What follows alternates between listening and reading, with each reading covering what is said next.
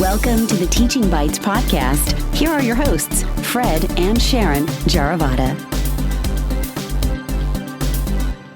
Welcome to our show. I'm your host, Fred. And I'm Sharon.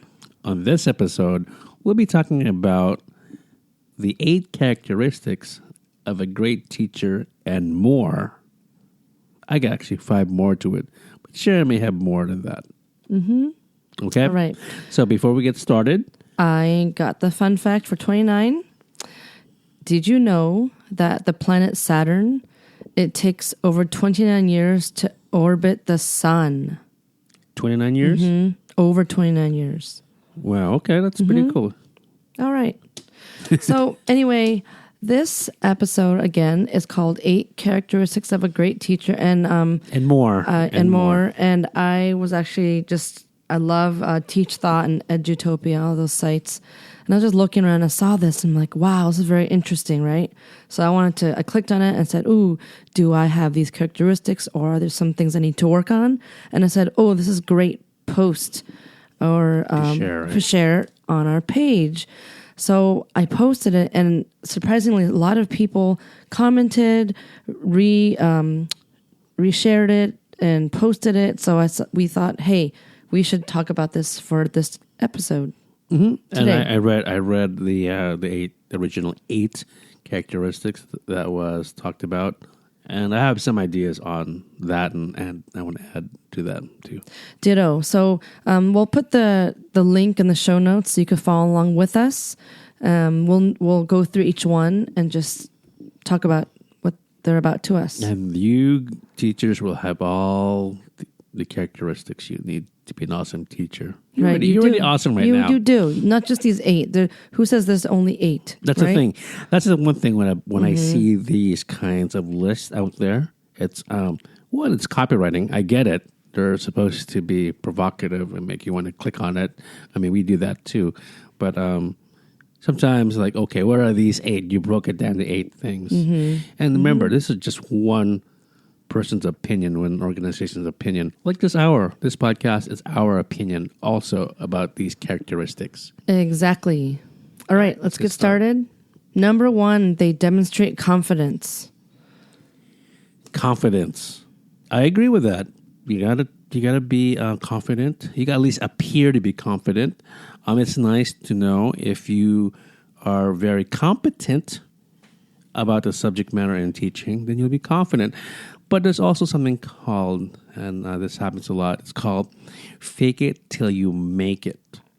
How do you fake? What does that mean? So faking it till you make it is where even though you don't know the answers to these things or you don't know what's happening, you're going to exude this confidence. Don't worry, I got it. I'll deal with it later. Mm-hmm. Right? Does that make sense? Yeah. I mean, when I was teaching, even today, 17 years of teaching, I still do that. Like, in my head, I don't know what they just said, but I'm going to figure it out. And it's all in your body language, the tone of your voice, Right. I mean, we're not saying you should sound like you are know-it-all or anything, but I think it's also really important to know where your end goal is for your lessons.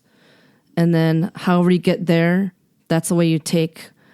And that shows you're confident when you're delivering that lesson or engaging with your students or anything to do with what you're doing. So the kids are more engaged. Yep, they're more engaged. Mm-hmm. All right. On to number 2. They have life experience. Life experience. Okay, Sharon, take this on. Yeah, so when I saw that, I thought to myself, I haven't traveled a lot in my life, like in this article says, and I do agree it's important to have another perspective and experience to relate to the kids. But in my context, I grew up in a household where my parents' first language is not English, so learning academic English for me was difficult. I didn't understand metaphors and similes in high school. I was reading Sylvia Plath and all those American classic literature books, and I didn't understand it very well. So in that sense, it was difficult for me. So I can kind of relate to my ELL students, and I reference that story to my kids so that they can understand that even I had difficulties, and they can feel safe and okay. Right. That look where I am now. It's making the connection, whatever life experience you had, you make that connection. Just like me, I'm a sports fan. I'm the hardcore sports fan like I used to be in my younger days. But I can talk about basketball. I can talk about Star Wars, right? They just came out. I can talk about pop culture. No spoilers. No spoilers. But I can talk about like pop culture. That's one big thing I use, right? That's my life experience. I'm not a traveler yet, but I've been to Asia. I've been to Canada and Mexico and so on. So I can talk about those things. But I also have like different jobs. I was a physical therapy assistant back in the days. That was my major, my original major first, and then I'm also a big martial arts fan also. So I use those experiences, and I used to be also a bartender. So yeah, that's right. I started off as a bar back and moved on to bartender. So I did that for a few months. Maybe 8 months or so, I believe. So that was cool, and I used that also to my advantage, right? And like you said, it's all about understanding the student, connecting with them, right? Yeah. All right, number 3, they understand each student's motivation. When I saw that, I thought about, just going back to what we just said, is really knowing your students. It's not just about trying to cram the content down their throat and everything. It's really getting to know who they are, what motivates them, what drives them, what makes them excited about life, what makes them upset about something. So that when you're approaching them in some way with a lesson or just an interaction, then they feel connected to you. And, it's the whole child kind of conversation, right? Mm-hmm. Knowing them inside out. Very important. And if you listen to episode, I believe it was with Kristen Chosty, episode 26, we chat about teaching is a relational and moral career, where it means, and I'm not gonna, you could listen to the episode, but quickly, it's all about relationships. It's not really about the lessons, really, that the kids know or remember. Hopefully they remember your lessons, but they come down and they just know who you are. Like, Mr. J, you wore Jordans one day. They remember those things. Yes. Or Mr. J, you're wearing a Star Wars pin and so on. Or I saw you with a T-shirt, Star Wars, whatever it was. But it's those little things, And Krista has one cool thing that she did in that episode. So I suggest you go back and listen to episode 26. And also I mentioned it also in the last episode 27, about the Big Ideas, or 28, the Big Ideas Fest. Where I work with students in the design thinking action collab workshops. And the students, these are juniors and seniors of high school, and they talked about how they wanted to be heard from, to really get to know them. They want the teachers to know really them. And also they want the kids want to know the teachers more. So you know how in the beginning of the year, teachers usually pass out papers. What's your favorite color? What's your favorite book? What's your favorite blah, blah, blah. Yeah. Mm-hmm. The kids don't like that. They want to know, they want to hear stories. They want to really connect. We talked about the iterations of how to do that, and they rocked it. We were designing things, and they were thinking a podcast, they were thinking a video blog, and it came down to it. They wanted to have teachers have Instagrams and have them share the Instagram with the students, and they get to know each other. Another way, visual way, and the teachers, they can post something interesting, and the kids could respond to it. Maybe it could be a homework question. You post a picture on Instagram. The kids are following you. They see it. They respond to it. I mean, that goes to the back to the idea of making sure you really know your kids and use what they know, technology. Right. And, it's also the other way around. They have to know who you are, too, right? You got to know the kids, yes. Mm-hmm. But they want to know who you are. Like Instagram, they want to see, Mr. J, can we see a picture of what you're eating? They want to see that. It's crazy. It's how it seems, but they do want to see that. It's, oh, Mr. J, you ate spaghetti. Cool. What did you eat in your spaghetti? You go the next morning, they'll talk about that, blah, blah, blah. I think it makes you more connected to them. It makes you more human, right? More human. So that's my take on that number 3. All right. Cool. So number 4 is they're people, not heroes.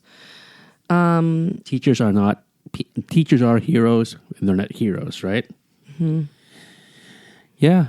What do you think? So there's a part that says teachers show their emotions. They're not afraid to show emotions in class. And I forgot the current event that I was talking about. I forgot what it was. One of the hurricanes or the big weather storms happened. And I had showed my kids some pictures online, just so they understand what's happening. And I started just crying in front of the class. And I was actually really happy I started doing that, because then they could see that side of me, that I'm sensitive, I'm emotional, that I'm not hiding things from them. And they were really engaged in just talking about, being prepared for a disaster, or, understanding. I think this came from the San Bernardino shooting, right? No. No, it wasn't. It was something. No, it was some hurricane or something. Okay. Or earthquake. Okay. But maybe the one in somewhere in Asia. I forgot. So many disasters lately. This year, I don't remember. Right, unfortunately, But there's a lot of them. Yeah, bottom line, show your human side, and all those conversations just came out of there, and they're very engaged, and also just Became looking a teachable at me. moment. Yeah, like, wow, she's crying, and I just couldn't even talk because Right. It goes back to being you're human, and also that you have feelings, you are emotional, and we're all in this together, and you are authentic. The authenticity of being a person, of sharing, right? Mm-hmm. That's important. I think the intention of teaching should include authenticity.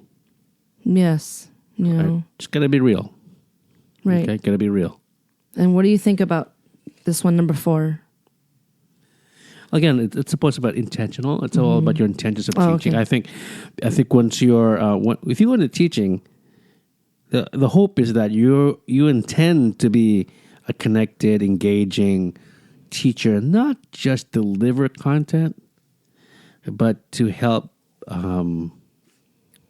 grow, help the kids understand things more in a deeper, not just in an academic way, but also in a more human way, right? Yeah. So I think that's what it is. But you're a hero, but you're people too. People, what makes people great? Hey, we're all fallible, right? We all make mistakes too. Yeah. That's okay. But we also work through them, and we sometimes we laugh, we cry, and so on. But you're all in this together, at least for that year, right? All right, number 5, they're technologically capable. Mm-hmm. So I saw this article and I thought about the fixed versus growth mindset. Gerald Dweck. Yep. Some people say, "Oh, I can't do that. I'm not an art person or a science person, or I'm not technologically capable, or I'm tech illiterate." Right.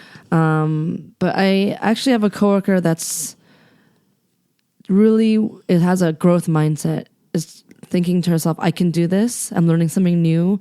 And she pushes through. Like, I teach her little bits of how to use Google Drive, and she wants to learn. She's like, Sharon, I need you to show me, and then I need to practice over and over again. So just being open-minded and being willing to learn is really big. Yep. We could talk hours about this, but we don't have hours. Yeah. But yeah. So growth mindset and the I can't do it, right? I can't do it. Yeah. Add another word. I can't do it yet. So when you do that, when you help out another teacher, or when you're learning, trying to figure this out, go slow. You don't have to rush. And it leads to the next thing. The 5, 6, 7, 8, they're all kind of related. But it also, I'm going to move on to the 6th one. Okay. We're willing to fail, right?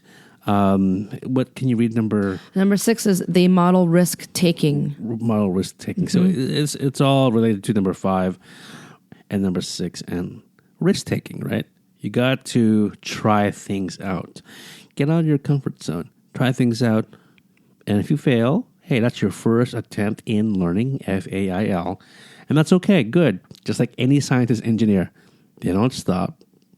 Keep going. And it can be scary to fail in front of your kids, but you know what? You got to be authentic. You have to model that so they're more apt to do that too and feel like they can take risks. You're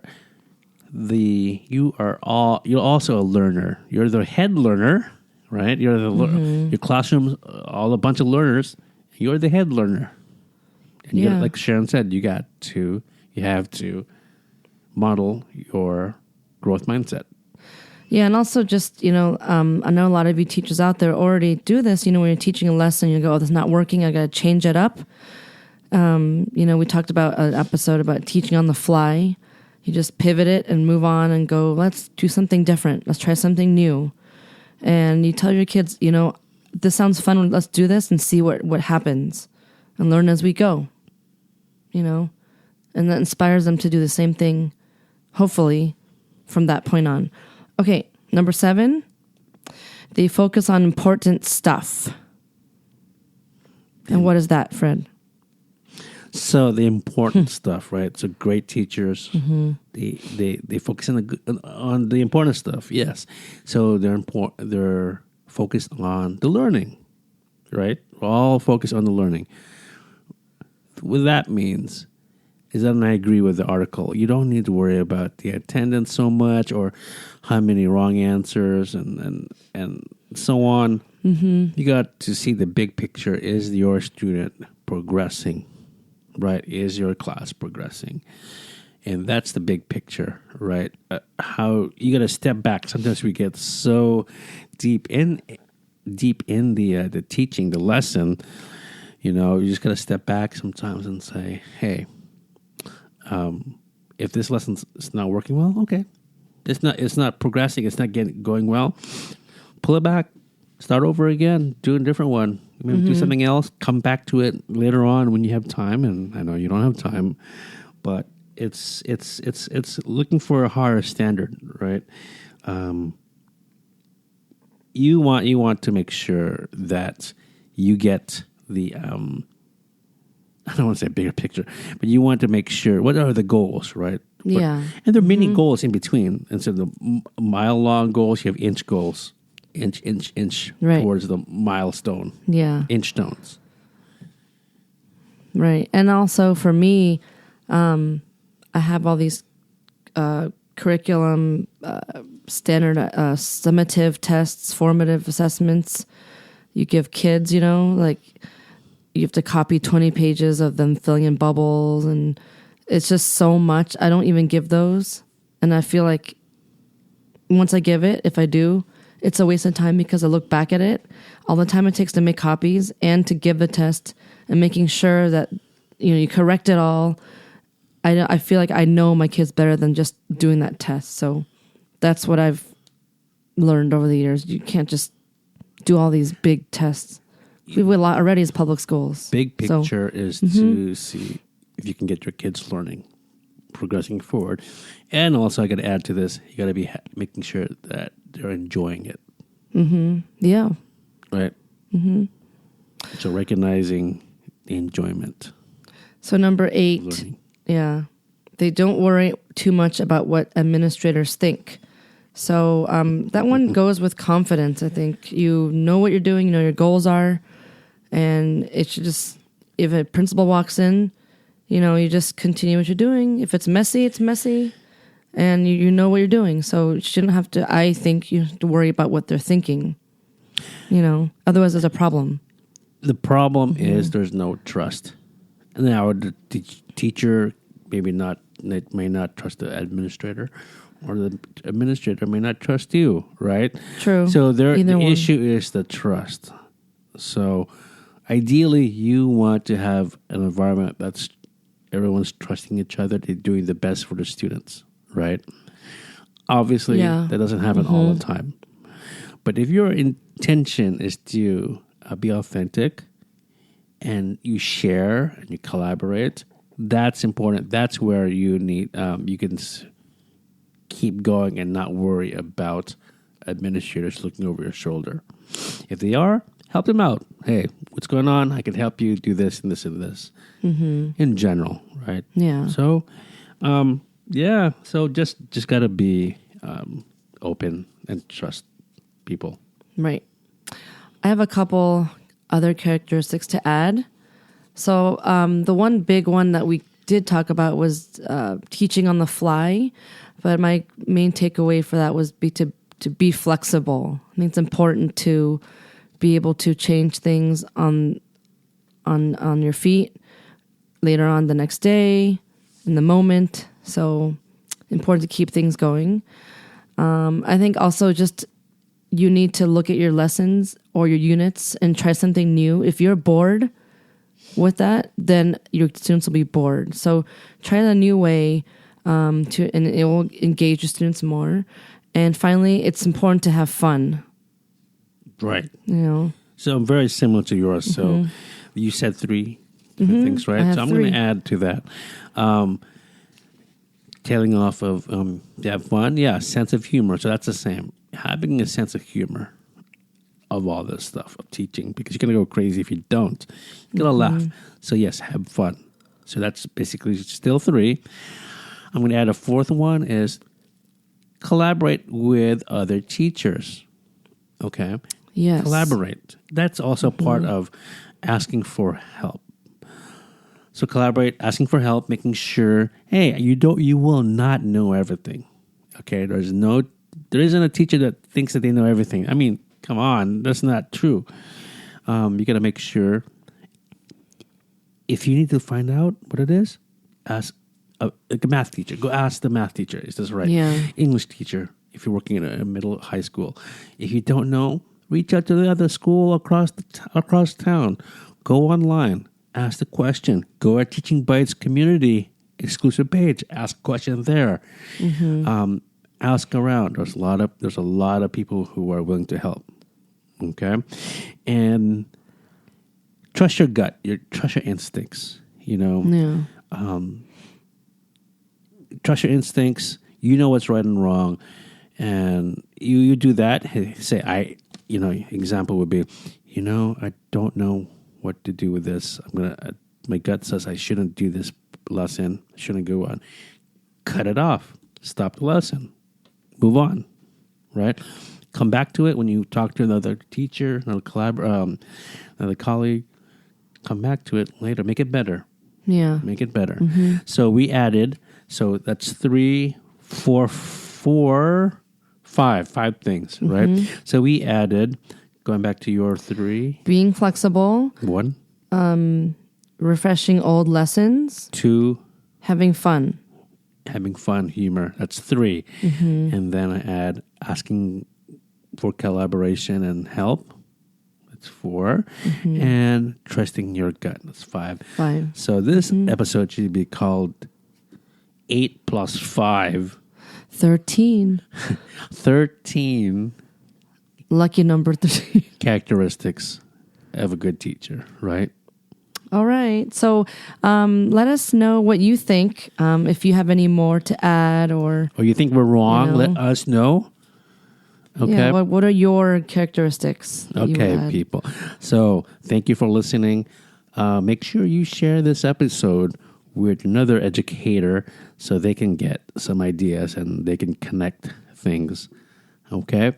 We're on iTunes, we're on Stitcher, we're on Google+. We're also on Facebook. Check and us out there. Pinterest and Instagram. Okay. We're all over the place. Okay? We're all over the place. So connect us there, and we'll see you next time. Okay, bye. Bye, guys. Peace. Thank you for listening to the Teaching Bites podcast at www.teachingbites.com.